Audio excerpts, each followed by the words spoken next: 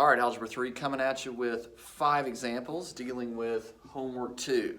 The problem for us is we've got these fractions we got to get rid of. So we have to deal with all these denominators. We got to get rid of them. So here's a cool math trick. You may already have this trick. If not, write this one down. 7 over 5, we want to get rid of it. A great way to get rid of 7 over 5 is to hit it by the reciprocal. So we can multiply by its reciprocal. 7 over 5, reciprocal of that, 5 over 7.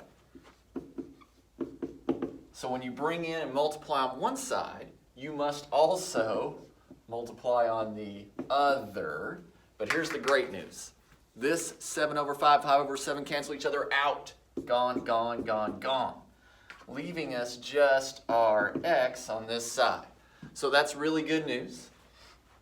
Over here, a lot of people like to put the 9 over 1.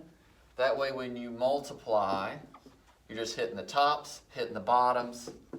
9 times 5, 45, 1 times 7 is 7. So when you do these problems, you're going to get some fractions as answers. Boom, boom, boom. That would be the case right here. All right, so we've got to get rid of the fraction around our x. We accomplished that. Getting rid of the denominator, hitting it by the reciprocal. All right, let's do 5 examples. That's 1 down. All right, let's do another run of those. What do we got for number 2 here? A negative on this side. So a negative 2 over 13x equal to 5. So for us to solve this equation, we want to get rid of this fraction, so we got to deal with the reciprocal. So keep this negative sign, hit the reciprocal, and we're going to keep a negative in there. So negative 2 over 13, negative 13 over 2. And remember, if you multiply in the reciprocal on one side, you must reciprocate the other side as well. So we're going to hit this one by negative 13 over 2. All right, oop, forgot my x. X. So here's the good news. The 2's cancel, the 13's cancel, and get this. What happens when you take a negative times a negative? You're like, oh, that's a positive. So all this cancels out. It's positive. It's just x. Now we just clean up this mess, and we're in business. A lot of people like to make this 5 over 1. So that way they can just multiply the tops, multiply the bottoms. X is equal to that, negative 65 over 2. Boom, we're in business.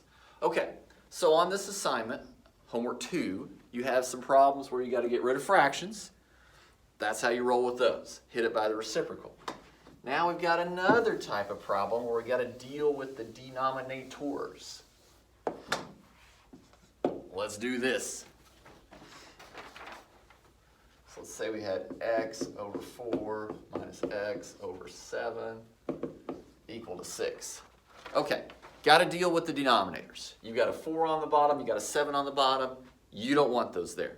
To get rid of them, we need to think of a number they both multiply into, like a multiple of 4 and a multiple of 7 they both multiply into, 28.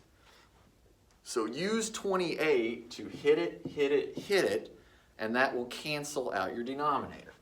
So 28 x over 4, 28 x over 7, 28 times 6.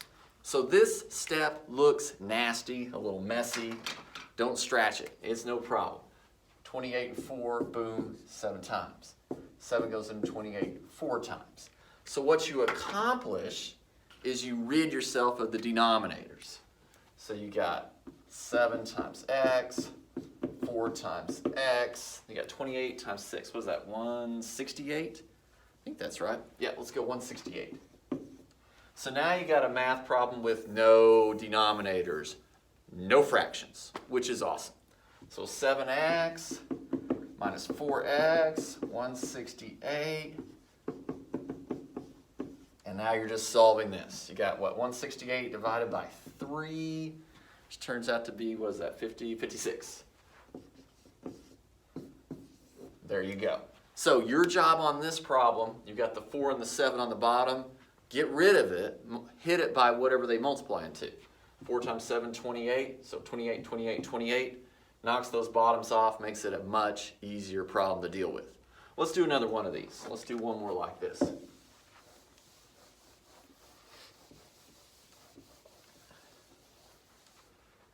All right, here we go. Number 4. Do I got another one? Yeah, let's do that. X over 3 plus x over 5. What's this bad boy going to equal to? 8.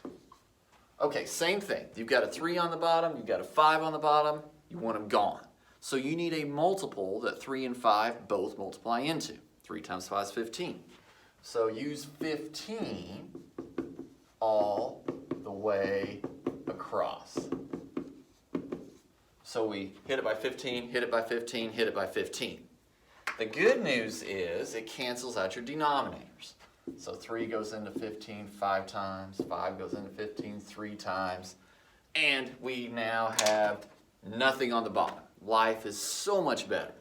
So 5 times x plus 3 times x, 15 times 8, what is it, 120.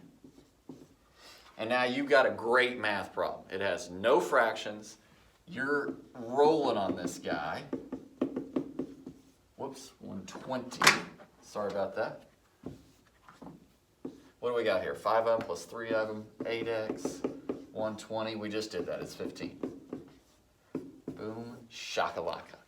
All right, we've got 5 examples set up for this video. We've done 4 of them, and our main goal is knocking out fractions, getting the denominators out of our way. All right, let's do a really hairy one for our last example.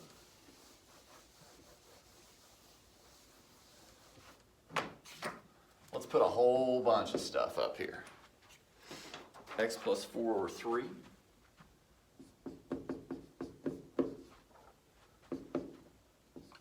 X plus 8 over 9 equal to 5. Okay, again, we're looking at the same start. We've got a 3 on the bottom, we've got a 9 on the bottom.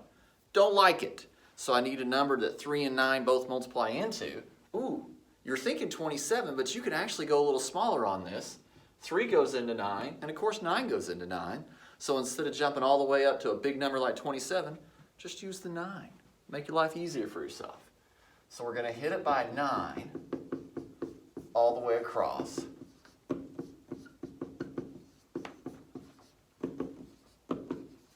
And again, this step looks bad.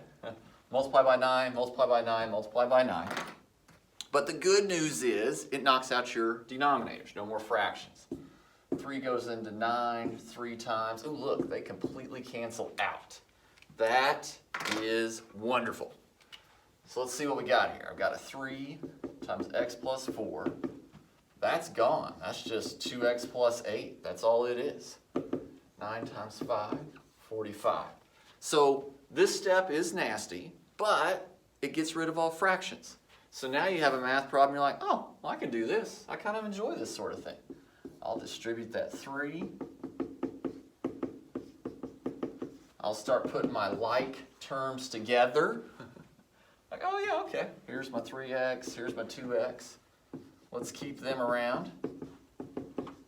45, add the 12, add the 8. So on this side, you subtract the 12, subtract the 8. So now you have your x's together, you have your numbers together. You're like, oh, everything's just coming together, Mr. Porter. This is 5x. 45 minus 20 would be 25. Look at that. X equals 5. It's like a dream come true. All right, second homework. Got to deal with all the denominators. Get rid of those fractions.